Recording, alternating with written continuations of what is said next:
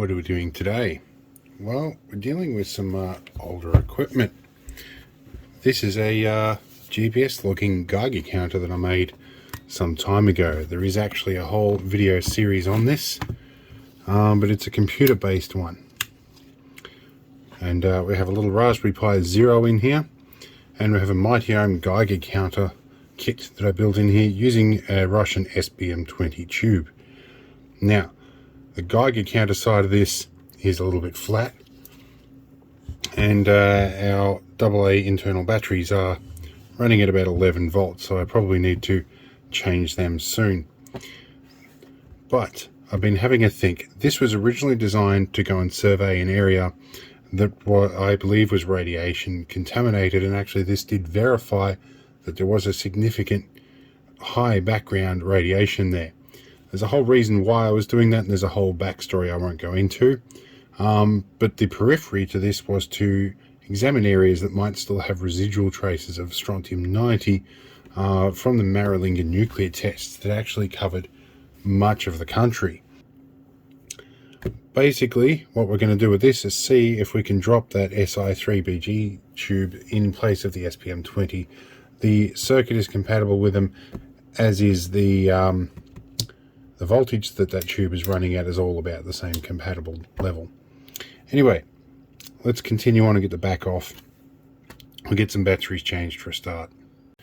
Alright, first step to getting this open is to flip it upside down. And I did put the tube on the bottom, and I laser cut this nice little grill so that I could still receive particles unimpeded from the material that it's housed in. And this is designed to be hung from this strap and operate fairly close to the ground. Now, I need to find the way to open this up. There is a lot going on in here. Let's actually move our camera over the top so we can have a look. So we have our Geiger counter module and the batteries for that. We have our 12 volt battery pack, which is basically AA's. We have our GPS module with our external memory battery and our GPS antenna here. I went through several of these till I found the one that was in the correct epoch. We have all our integrated connections here and our DC switching. We have our real-time clock module in here. We have our USB power supply, and we have an optocoupler to connect the Geiger counter pulses to the Raspberry Pi Zero. The Raspberry Pi Zero is built inside the case of the monitor on the top here, so it's in its own separate layer.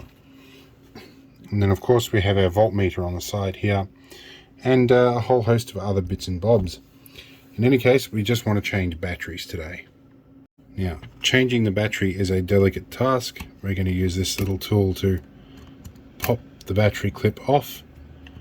We're going to change our 12 volt battery pack while we're in here, mostly because changing batteries is a tricky process. We want to do this only once if we have to.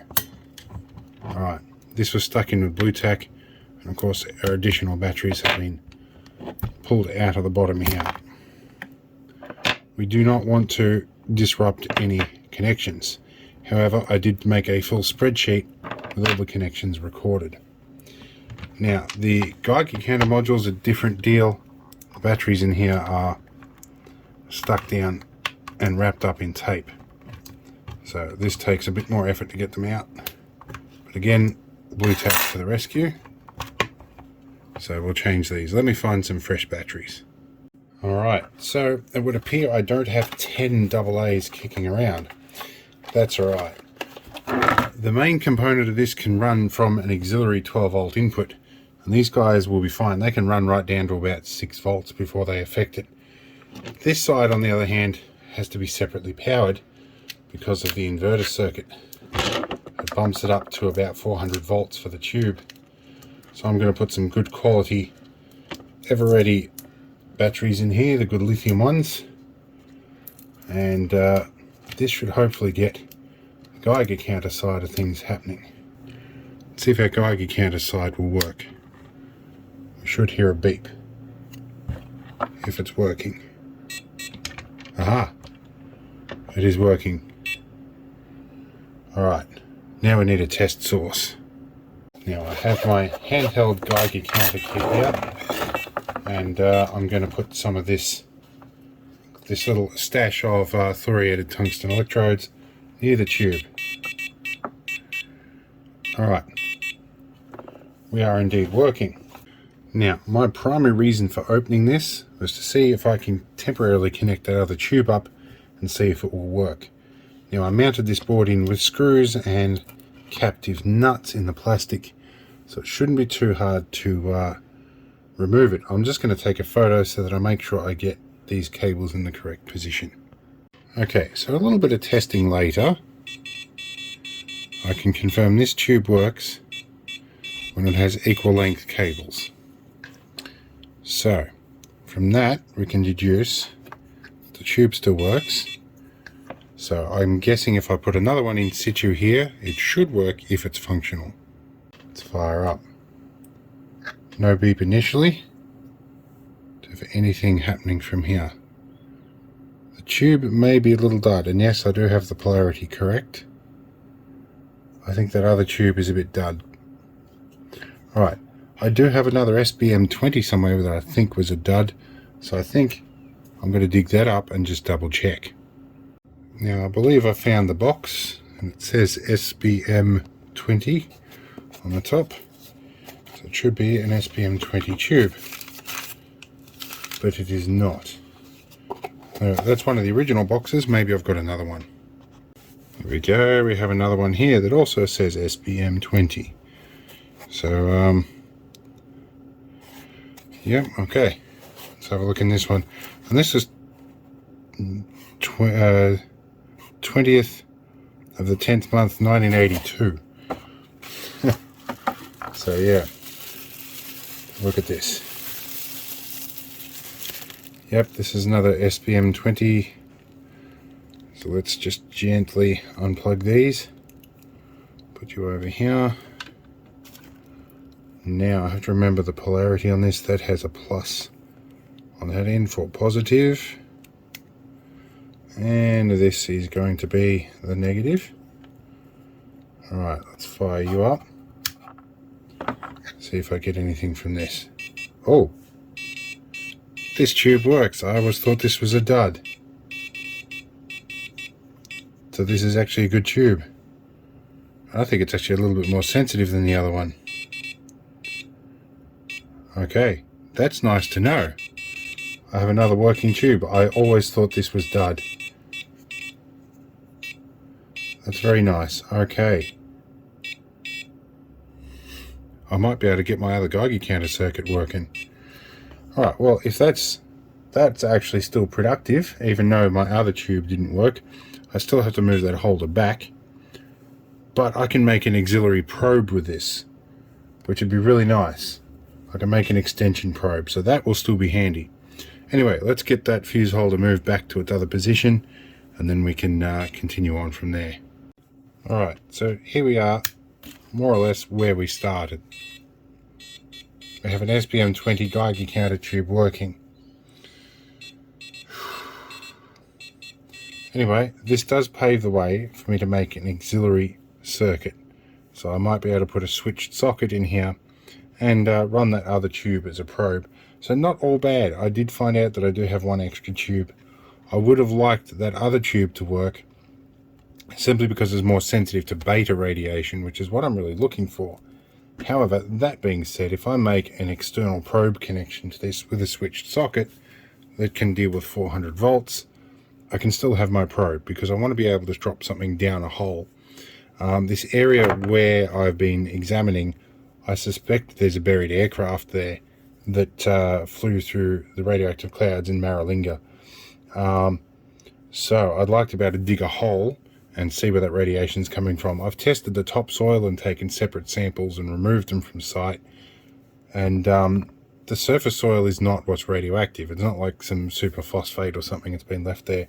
There's something that's putting out gamma particles and it's buried reasonably deep. So I'd like to find out what that is. Anyway, let's get this reassembled. Alright, so we're going to give you a bit of a demo of this thing anyway. We're running on auxiliary power, which by the time the voltage drop happens is about 11.8. There is a fairly sizable capacitor in here, and you'll notice a light split when I plug that in. That is in there so that if I happen to switch really rapidly between battery and mains, or external and battery, you don't see a drop out in the circuitry. So let's see here, let's do a boot up and we'll switch to battery. And it doesn't interrupt the boot.